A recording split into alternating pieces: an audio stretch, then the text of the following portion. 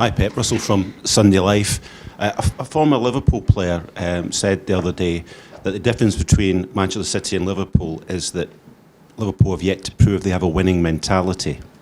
The events of the last week, where the pressure's been it's built up on Liverpool a little bit, perhaps suggest that he's got a point there because you've reined in those 5 points. Yeah, but I don't know. So how you connect the fact that lack of mentality dropped 2 games, 2 points, or 4 points, or 2 draws. So I don't see the connection. So it was an easy position, you know. You feel the pressure when you are 7 points behind. You have to win to just 4 or 3. When you can put there. So it's the comfortable game to play, you know. Nothing happened, you will be there. But they drop points because maybe Leicester make a good job, or maybe in the last one, West Ham, and always difficult to play against Mauricio. Premier teams drop points. So at the end, it's Liverpool. At the end, they play a lot of times this kind of games. They played the final of the Champions League last season. So when we went to these our games, the important is we have done. So we had a tough 2 games in this week against Arsenal and Everton. We did it. Have another one, and after finally we have 6 days a little bit to rest a little bit to prepare Newport. But it's what it is. So I don't buy this theory that even Chelsea or United or these kind of games, they don't feel the pressure. These kind of players, they play not the first season. They are most of them 8, 9, 10 years long season. In this kind of situation, play many times. Of course, a long time ago, Liverpool don't win the Premier League. But you know, I don't think that is the reason why they play more tension or something like that. I don't think so. I mean, last season, obviously, you ran away with the league, but is the thing that you found this season the most pleasing thing, that you have that mental toughness, that you have been able to stick in there, and perhaps that's something you couldn't see last season? I know the last 5-6 years, the last champions, what happened the year after, in which position they were. All of them, they were out. They don't have chance to in that period to win the Premier League. We are there. That is when I delight the most in this season. And when the people say, "Oh, you underestimated Newcastle, underestimated anyone," no, you underestimate anyone. If you are in the final of the Carabao again, and you are in all the competitions, they are fighting.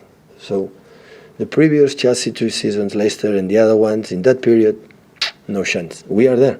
That is top. That is when I delight the more. But of course, we want to be there until the end, and tomorrow will help us. If tomorrow we are able to win the game, I'm pretty sure until the end we'll be there. We'll be there fighting to be champion again.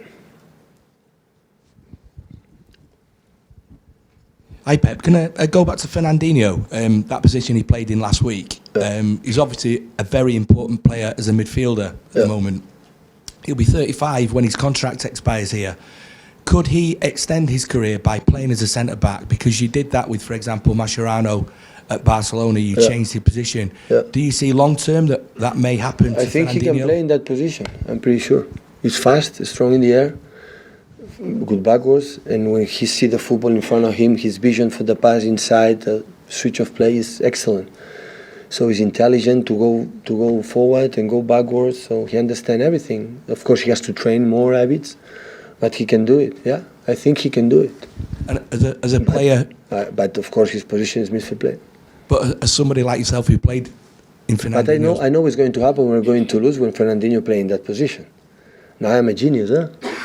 Because I surprised for the opponents doing that. And when it's going to bat, I know what's going to happen. Why you take a risk and leave 45 million pounds in the bench when he can play in that position? I know that. But I think he can play that. Because then we analyze the skills and what we need. We need a guy who understands the build-ups and something like that, and that's why we use it. As somebody like yourself who played as a midfield player, how difficult is it for a player to basically play in 2 positions in the same game, alternating between both positions? Well, it's better to be always in the same position. You know that, always there in no chance to match. But at the end, I said many times, when the player is open-minded and accept, and you speak with him and train a little bit and say, okay, you can do it, I can do it, and he understands the situation, it's not a problem. It's not a problem. Pep, Steve Yates and the People. Pep, obviously your focus at the moment is on the Premier League because it's very intense and the games are coming very quickly. But presume you're planning as well for next season with players that might come in. With a player like Fernandinho, is finding a replacement for him the big priority for you this summer? Yeah, we have, the scout department always they are looking for players for different positions. You never know what's going to happen. Yeah, we have some options or looking for some options, but today is not easy to find and to buy the players. So we'll see.